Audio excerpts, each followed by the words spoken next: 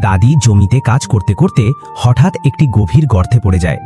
গর্তের ভেতরে পড়ে দাদি অবাক হয়ে যায়, কারণ চারপাশে সে শুধু সোনা আর সোনা দেখতে পায়।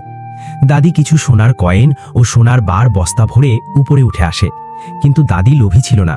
সে নিজের জন্য কিছু না রেখে গ্রামের গরিব মানুষদের মাঝে সেই সোনাগুলো বিলিয়ে দেয়। কিন্তু একজন লোভী মোটা পুলিশ দূর থেকে সবকিছু দেখে ফেলে এবং দাদির পিছু নেয়। এরপর পুলিশ দাদিকে ভয় দেখিয়ে সেই সোনার খবর জানতে চায়।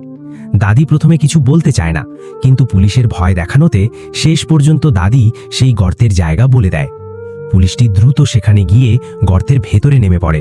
গর্তের ভেতরে এত সোনা দেখে সে খুশিতে পাগল হয়ে যায় এবং কল্পনা করতে থাকে যে এখন সে পৃথিবীর সবচেয়ে বড় রাজা হবে। কিন্তু হঠাৎ সোনাগুলো ভয়ঙ্কর সাপ আর বিচ্ছুতে পরিণত হয়ে যায়। চারদিকে সাপ আর বিচ্ছু তাকে তাড়া করতে থাকে। পুলিশ ভয়ে চিৎকার করতে থাকে এবং পালানোর চেষ্টা করে। এদিকে দাদি কাঁদতে থাকে, কারণ কেউ ভিডিওতে লাইক বা সাবস্ক্রাইব করেনি।